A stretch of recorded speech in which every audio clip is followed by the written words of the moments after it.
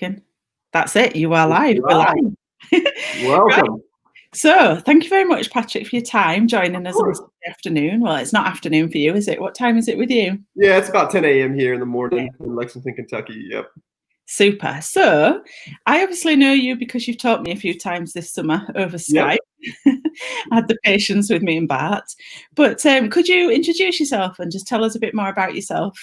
Of course. Yeah. So my name is Patrick Sullivan, and I am Dan James' assistant here at Double Dan Horsemanship in Lexington, Kentucky. And I really, really am blessed to be part of this community, which we call the Liberty community. And Dan and Elizabeth have welcomed me in with open arms. And, you know, since I've got involved, and I'll talk about it more later, but just Liberty has always been a passion of mine, because what you're able to accomplish with horses without any use of ropes or anything like that is just the biggest sign of the relationship that you can build with your horse. So to me, that's everything. And I'm just so blessed and fortunate to be here and to learn from one of the best in the world every single day. Yeah, cool. Yeah, look at you. I'm not jealous at all. Anyway, Patrick and I were just talking before we went on air, and I've just discovered that Patrick used to play football just about an hour away from us in Doncaster, which is a very small world. So tell us how you ended up going from the world of football, or soccer as you call it, into horses. Yeah, so to be honest, I loved England, and probably one of my favorite parts of England was the Sunday dinner. So today's Sunday, so I wish I had some Sunday dinner and some Yorkshire pudding and that gravy and turkey and everything right now. We've just had ours. It was amazing. We've been 2 months without a kitchen. We've just got a new kitchen for our first Sunday dinner, and it was incredible. Hopefully you enjoyed it for me. Next time I'm over there, you're gonna have to. Yeah, we'll pop in next time you. But no, so I played college soccer over here in the U.S., and then afterwards I went over to England for about 3 months and had a couple trials, and lived with a friend of mine in Worksop. And when I returned, I got into college soccer coaching, and I ended up getting my MBA in international business. But I just knew that soccer and coaching wasn't something I wanted to do forever. So what I did is I kind of moved back home. My mom and stepdad had just moved and got a couple acres, and they had a couple horses on their property. Like, well, you can move home if you take care of the horses. And I'm like, I don't know anything about horses. I don't really care about horses, but whatever. It's a free place to stay. I'll go and do whatever I need to do so that I don't have to go and pay rent somewhere else. So I did that, and I got home after work, and I was just like, I don't really know. Had know a lot of people. So I was like, what can I do? So I was like, okay, well, teach me something about the horse. And so my mom would teach me how to halter them and do little things online, and, with the lead rope. And I just, every day I would get home from work and I would be like, I just can't get enough of this horse stuff. And I would, from the time I got home from work to as soon as it got dark, I would get up early and on the weekends, and I would just loved it. And so 2 years later, I would take lessons once every 2 weeks. Well, how old were you at that point then? You sort of first come. So when I first really ride of a horse when I was adult, when I was 26, and I'm 32 now. Yeah, gosh. So that's like 6 years. Yeah. So this is the 6th year that I've been riding. So this upcoming March will be 6 years. Okay, so there's hope for me being halfway decent before I'm 50 then. Oh, 100%. It's like, I'm a big believer that it's never too late to start your horsemanship journey, and it's never too late to grow and advance, because, as long as you put in that work, the sky's the limit. Cool. So sorry, I interrupted you. So you were having lessons. Yeah. So I'd take lessons every 2 weeks, and, I would go home and I would practice it. And then finally, like about 2 years into it, I was like, you know what? I'm making decent money, but I want to focus on the horses full time and see what I can make of it. And I got my first job at this horse rescue called Windy Hill Equine. And man, I would probably get bucked off multiple times a week because I didn't know what I was doing, but I just loved it because these rescue horses were tough. Like, man, rescue horses have a lot of emotional or physical issues that we have to deal with. And we don't know where they came from. We don't know what type of training they had. And I was learning myself, and I was taking on some of the most difficult horses even today that I've dealt with through those rescues. But they taught me so much, and I ended up working there for 2 years. and building my business. I trained a lot of, so like the horses that I was introduced first to were Arabian. So it's still my favorite horse to deal with every day. My personal horses, I have 2 horses, are Arabians. And nice introduction there, nice steady. Yeah, I mean, my introduction was Arabian horses, crazy wild things, and then rescue horses. And then I was like, are all horses this energetic? And and I learned later that I love the Arabian breed, but I also just truly enjoy working with all of them. And I think that's what the best horsemen do, is be able to communicate with all the different horses and the breeds, and truly enjoy it. Brilliant. So how did you get involved with Liberty? Had you been involved before meeting Dan? Yeah, so I saw, like, basically probably the first year that I was in, I met one of my instructors who I didn't know at the time, but she taught Pirelli. And I didn't know anything about horses or Pirelli or anything like that, but she was doing this thing called Liberty. And I was like, what is that? And I saw her circling her horse and getting her horse to follow her with no lead rope. And I was like, oh my God, that is so cool. So I'd go online and just research Liberty and see what cool things people are doing. And I was like, that right there is what I want to do. Mm-hmm. And I love the other stuff. I enjoy, riding, and I enjoy, putting a saddle on and a bridle on and showing and all those things. But like number one thing is developing that Liberty. So I ended up going through the Pirelli program. They had 4 stages, 4 levels. And I ended up going through, taking my horse, Gammy, through level 4 of the Pirelli and getting her pretty okay at Liberty. And that just kind of sealed it for me. When I was able to, like, the first time I took the halter off, I backed my horse up 2 steps, and I was the happiest man in the world because she didn't run away. And like now I'm like, what? Like an Olympic gold medal. Exactly. I'm sure you kind of understand it, right? It's like, like you understand what it's like just to even get a little bit goes a long way, especially at the beginning. Yeah. Cool. So, I asked you this one. How did you make the transition from soccer to horses? Yeah, slightly by accident. So tell us a bit more about your horses. How did you end up with your horses? Yeah, so my first horse was this horse called Amy. She was this, I guess she's 16 now, but I guess at the time she was like a 10-year-old Arabian mare. And she was one of my family's first horses, but no one had ridden her in like 5 years. And she was just kind of a pasture ornament. And that's why I got to take her on, because she had been started like 5 years ago, but no one had done anything with her. She was just sitting around, and I was like, okay, I want to see what I can do with this horse, because she was beautiful. She was sweet, but she was very like scared, like, of things.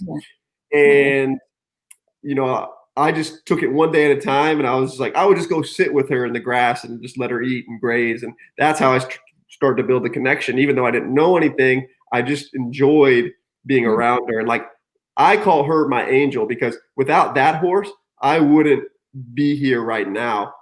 She taught me so much. Like, not only was she just incredibly sweet, but she had that innocence about her that really drew me to her, because I was just like, at the time I was still learning about horses, but she taught me almost how to help better understand myself, if that makes sense. And then Gammy was actually the first horse that I ever started under saddle. So I think I was about a year into the whole horse thing, or 6 months in, and I was like, I want to try the next thing. And so I was like, all right, here's Gammy. I want to start her under saddle. She was like 3 years old at the time. And I had no idea what I was doing. So I take her over to my instructor, and she's like, hey, this is what you need to do to get her broke. And I'm like, okay, sure, I'll try it.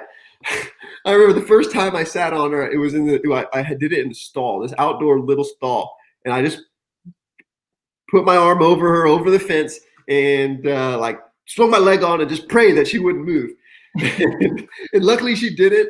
But boy, that horse taught me so many things. Like, I would try to just canter her over and over and over, and every time she would just buck me off. She'd be cantering, and then she would buck, and I would get back on. And so I just didn't know what I was doing. But those 2 horses that are mine now, they were there from the very beginning, and they just have taught me more than I ever could have dreamed of.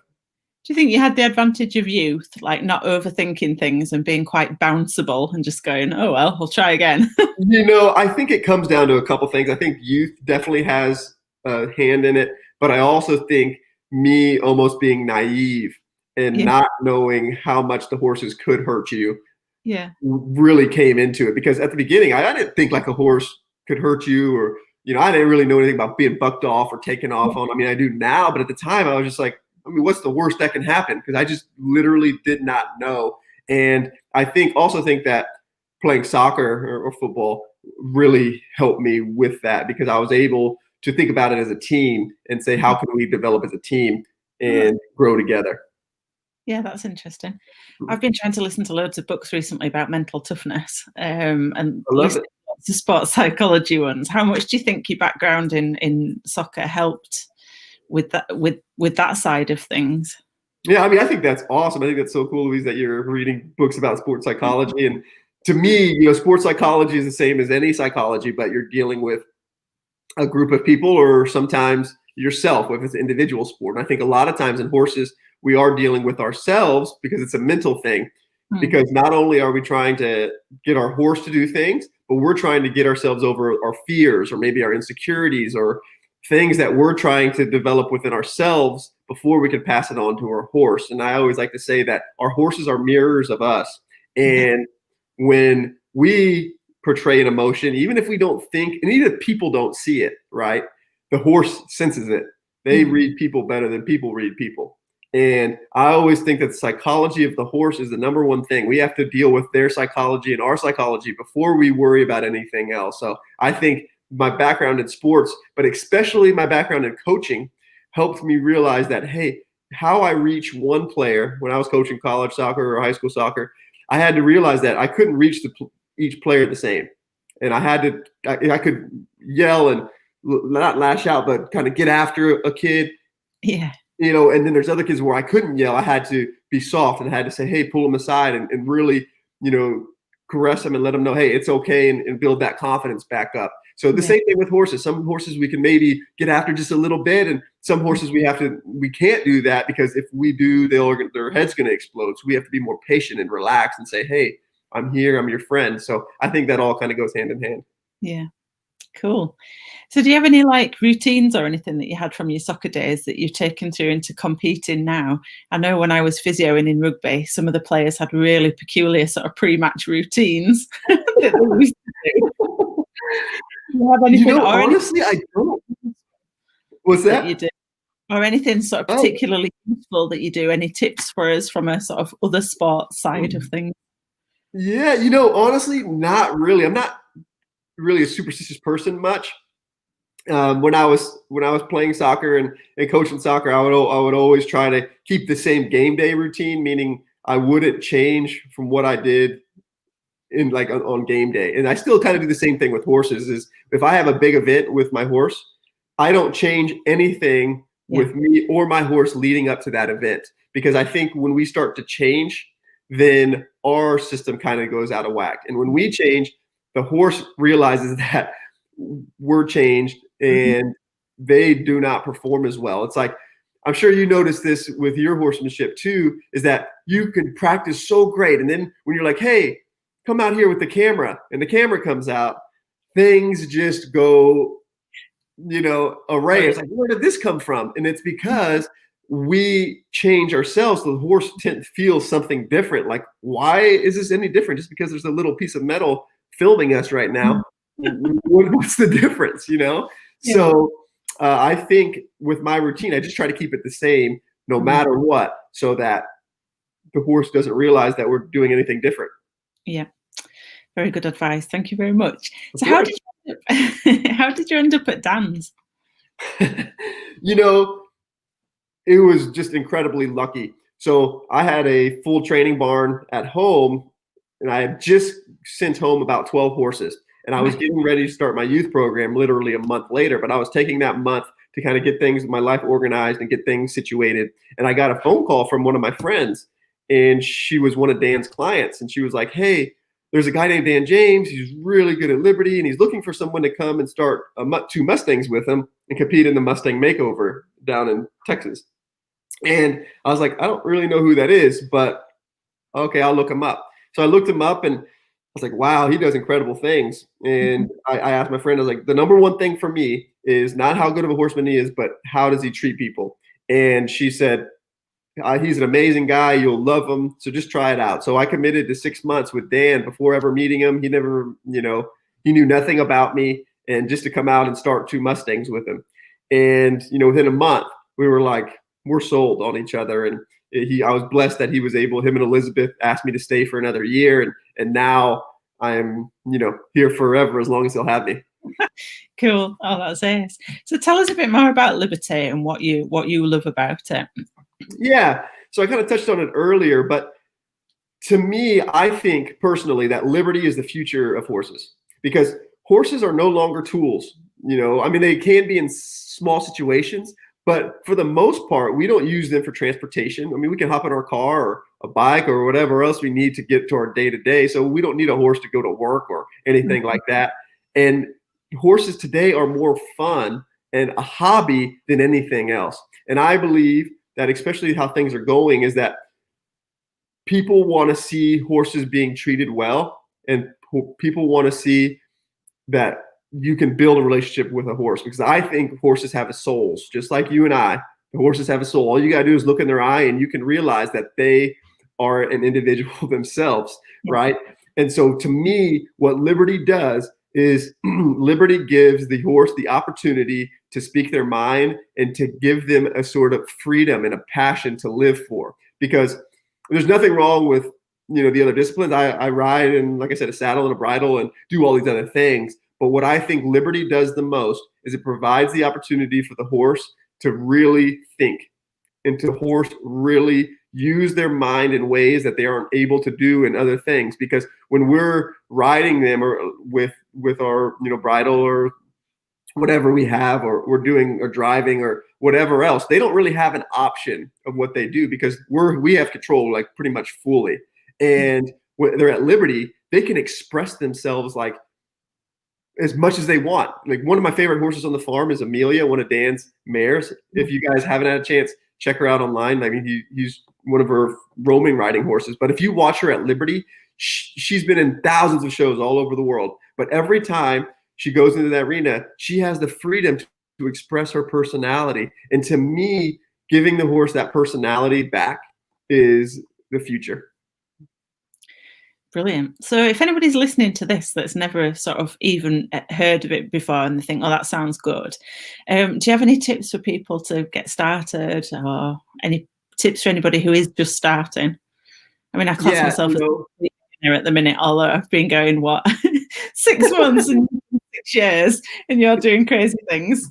So I've got 5.5 years. We all have our own journey, Louise, and I was fortunate that I had horses and I had the time to be able to spend a lot of hours with them. But the best advice I can give for people that are new to Liberty is that don't limit what you feel is right and what you want to accomplish early on. Don't say, oh, this is too big for me. I can never get my horse to do this. Only professionals can do it. Because the thing is that if you limit yourself at the beginning mentally, then you will never get to your goals. But if you set those goals and say, hey, look, I know it could be a little ways, but I want to get my horse and I want to be able to have this connection with my horse just like this. And to me, Liberty gives us that opportunity to do it, because you take a horse that is naturally a prey animal and you turn them into a partner. You turn them into someone that is looking to you, a human, a predator, as safety. So anyone that's new to Liberty, I want to really preach this idea that I encourage you to go online and look up all different types of Liberty instructors, right? And see how different people are doing Liberty. Because I love, Dan James and what he does with Liberty, but there are so many other Liberty instructors that can teach you and help you reach your goals. The most important thing is that you need to find a Liberty instructor or a Liberty type of routine or Liberty that you connect with the most, because there's not one right way to do Liberty. No. It has to be a personal thing. So find someone that you can model after and then make it your own. More sound advice. Thank you very much. Of course. So, right, tell us about your freestyle then, and what about are there like, because obviously my background's dressage, and Yeah. the equivalent would be a freestyle to music, and you have your compulsories. Yep. So is it the same? Is it the same? Because I know that they were split into 2 classes this year, weren't they, at the championships? But I couldn't really quite figure that out. Can you explain a bit more about that? Yeah. So to me, the freestyle is probably the only class that I really enjoy competing. I enjoy the other patterns, but mostly the freestyle is what I enjoy because you have the opportunity to express you and your horse together. But how the freestyle was broken down this year is because our first year we had some amazing freestyles. Like we had a girl that rode her dressage horse bridleless and doing pee-offs and tippy changes, and it was just incredible. And then we had a guy that came and he was sitting down his horse to a rear. Like I've never seen it in my life. The horse sat down and then went straight up to a rear, and then would run around the arena, come back, like I think he walked 50 steps at a rear. Like it was incredible. And then we had guys that were just I mean, we had some of the best Liberty shows ever. But the thing that was missing that we found was there needs to be, if you look at like a lot of the Western sports or like they look at freestyles, there's a compulsory pattern. So when we talk about Liberty, we need to have the fundamentals of Liberty there as well, along with the creative side. So what we did is we added the compulsory. So meaning that there was certain elements of Liberty. So there was walk, trot, canter, side pass, certain things, stop, that your horse had to be able to do to enter the freestyle. And that just made it more fair, that saying, hey, not only can my horse do these really cool things at Liberty in the freestyle, but they can have the foundation to show that they are actually have a fundamentally sound horse when it comes to Liberty. Because we want to make Liberty, not only a global sport, but we want to be able to make it where people can actually be judged on certain maneuvers. Because when you look at freestyle, it's very, very, very personal. So each judge is subjective. So it's like one judge might love this other freestyle, one judge might hate the freestyle. Yeah. But with the compulsory added, it's like, hey, this move's either good or bad, and that's why we put it in there. So there aren't any compulsory movements in the freestyle element of it. Is that literally completely freestyle? Yeah. So during the freestyle this year, you were able to do 5 minutes, 5 minutes of anything you wanted to do. You didn't have to. You could walk around at Liberty the whole time doing different things, and that would be okay. Cool. Right. So tell me about your freestyle then, putting that together, because it was you wearing a black suit. Was there a bit of Roman riding over a jumper? Have I made that up? Yeah, so my freestyle came from the Black Panther, the movie, and the actor in real life passed away like literally 5 months ago.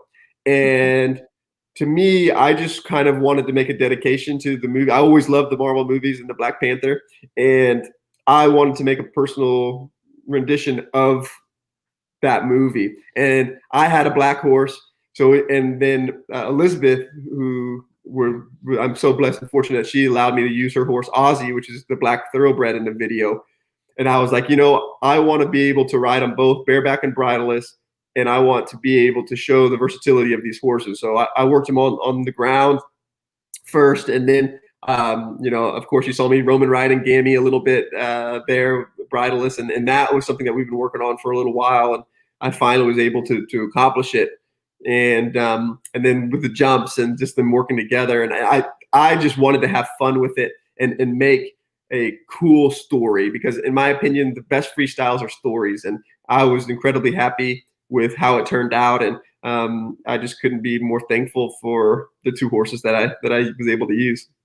And how long did it take to put that together then? How long were you working on that for? So it ended up being about 3.5 months, where we went from kind of start to finish putting them together. So when we started, Gammy and Ozzy had never been together at Liberty, so we had to teach them online on ground first, and then we put them under saddle and started working back and forth. And I would probably work them 5 days a week for the 3.5 months.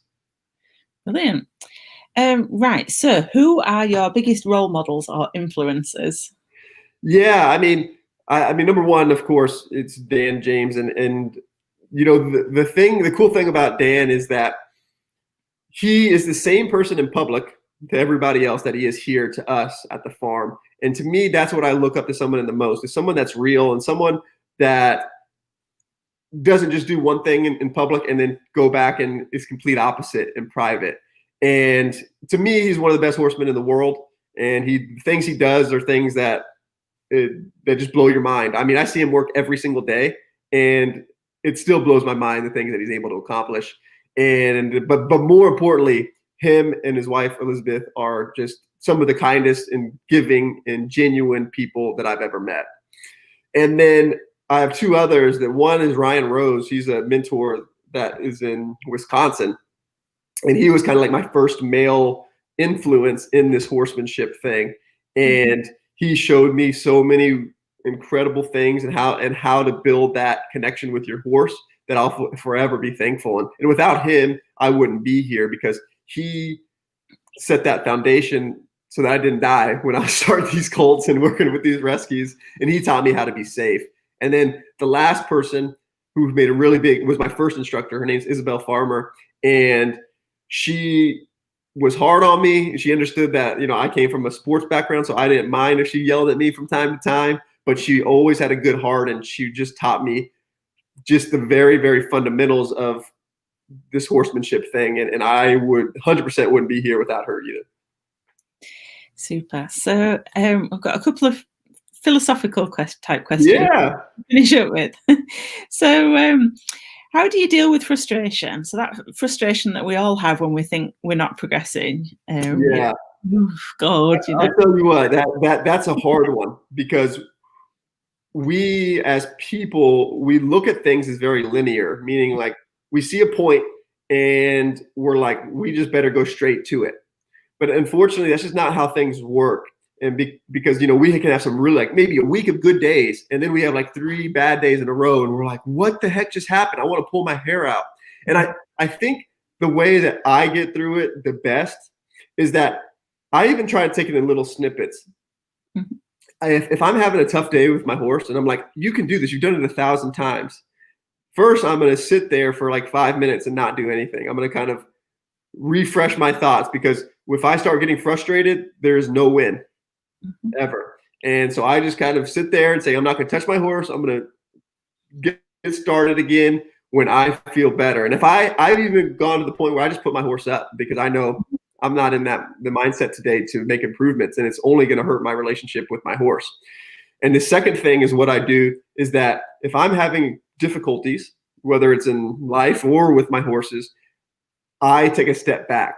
Because even though I know that I'm capable of it and my horse is capable of it, there is something in the foundation that we're missing, and that we maybe just need to rehearse and go back over. Just like in our schools, in our studies, sometimes we do something and then we don't do it for a while, but we have to go back and revisit it. So my biggest advice would be, if you're struggling with something, there's a reason in the foundation that you're struggling with. So go back, rehearse that foundation, and then come back at it again with that fresh mindset and understanding that, hey, I just recovered, that foundation. I'm going to go and try this next step. Brilliant. Thank you very much. And I suppose this is a bit of a similar question. So obviously we're heading into winter here. We're in national lockdown, so we're all a bit miserable, if we're honest. Yeah. So we're trying not to be. We're trying to be. We've been doing a Liberty lockdown challenge in the Liberty Club, trying to keep everybody's spirits up. So every day, trying to do a different exercise every day. Oh, cool. But what specific advice would you give to people like me that are struggling along at home on their own during the winter, and just in need of some motivation and inspiration, I suppose? Yeah. Man, the thing is this lockdown, and it affects everybody on the planet right now. I think it makes me comfort knowing that we're all in it together. Yeah. And that even though we're not able to do certain things, maybe, and go visit our friends with horses, personally every day, like we could, we can't just hop in the trailer and go visit somebody quite anymore. And that just makes it tough. Mm-hmm. But I think that we can take this time to develop things that maybe we wouldn't have time to develop before. So if there's something with your horse, even small, that you've been wanting to do, go do it. Even if it means just, I want to go let my horse out and just hang out with it for 5 minutes. And I wasn't able to do that before because I didn't have the time. But now, lockdown does provide us with the time that it didn't before. And in order to avoid that being stir crazy, being locked up in the house all the time, taking a couple minutes every day to go do a fun activity with your horse, whether it's, putting a hat on him and taking a selfie, or, trying to teach him a new trick, or, to pick up something. Those are the moments that you're going to remember, because you're not thinking about it as a job anymore. You're just thinking about going to hang out with your horse. And if you think about it like you were a kid again, Louise, you said you have 2 kids. Mm-hmm. If you think about as a child, I'm sure your kids do this, correct me if I'm wrong, but they have such a imaginative creativity, and they just sometimes say, like, where the heck did that come from? But the thought and the creativity that they're coming up with is just so fun, and it's so energetic, and it brings this good vibe. So if we can bring that creativity to our horses, even if you think it's a silly idea, just go do it, go try it, and it'll create that fun and that kind of get you out of that mindset of saying, hey, I'm just trying to do this every day and follow the mold. You don't have to follow the mold. Just go enjoy your horse and be creative with it. I think you're right. I think when you get older, and particularly when you've got the pressures of time, you get set into this. You've got an agenda. This is what I want to do today, and over the course of the next 3 weeks, I want to do this, this, this, this. But when I was little with my ponies, I'd do exactly that. I'd go and sit with them in the field for hours. Wash them, plait them, play with them, and just enjoy being with them instead of constantly having something to do. So yeah. Right. And the other biggie, obviously, I said in the chat with Katie, we've called ourselves Believe a Question, which was a name chosen by a good friend of mine to try and remind myself to believe in myself, which I think we all find hard from time to time. Yep. So how do you believe in yourself and your horses? Although I think you are totally blessed working with Dan, because he has got this like magical ability to make people believe in themselves. I don't know how. He does. And that is so right. And I think that is the biggest thing that we can do, is we must surround ourselves with people that believe in you, right? Even if it's just one person, because too many times we surround ourselves with people that are just negative. Oh, well, you can't do that. That is stupid. What are you talking about? Whereas even if we are still friends with them, we need to surround ourselves with people that are going to uplift us. We are going to surround ourselves with people that make ourselves better. And even if it's, you can have different people in different parts of your life that make yourself better. Just because one person helps you become a better horseman doesn't mean they're going to make you become better, in something else. But in my opinion, the way I stay positive is that I surround myself with people that are going to encourage me. And when I have a bad day, they're not going to be like, oh, I told you so. They're going to be like, hey, look, you had a bad day. Get yourself up, and we're going to do it again tomorrow. And if you have a bad day tomorrow, we're going to do it again the next day. And we're going to keep going until you have a good day. And that's the type of people that we need in our lives. And that's the type of people that I have right now. I'm so fortunate in my life. Brilliant. So what are your goals for next year then? Final question, 2021. Man, I tell you what. So I'll tell you. And so I have a very big goal with my horse, and I haven't really told many people, but Dan and Elizabeth and ILHA have been incredibly supportive of this. But I am taking my horse Gammy cross country bareback and bridleless. So we're going from Delaware to California. So we leave in April, and we will hopefully finish in California in October. My goodness me, that sounds a bit bonkers. Yeah, I mean, the thing is, that's what everybody has said. Like, it's crazy. Like even some of the best horsemen that I've talked to are like, you are nuts. You have no control of your horse. You're bareback and bridleless, and you're traveling across country. But to me, why I'm doing it is, number one, is to promote liberty, to say that, hey, we do a lot of wonderful things with our horses right now, but I think we've just scratched the surface of what we know about the horses and what we're able to accomplish with the horses. And I'm a dreamer. I'm a guy that I don't care if everyone on this planet told me it was a terrible idea. It doesn't matter. As long as I have that motivation, that passion to do it, I'm going to do it. But I'm very lucky that, even though Dan thinks I'm crazy and Elizabeth thinks I'm crazy, they're supporting me, and all my friends and my family are supporting me. It'll be my sister and I going on that journey and making a little documentary about it. And, it'll be a trip of a lifetime. I was going to ask if you're documenting it, because is it Elsa Sinclair that did something similar? Have you come across her? No, where's she from? Oh, oh God. Now, is she from New Zealand?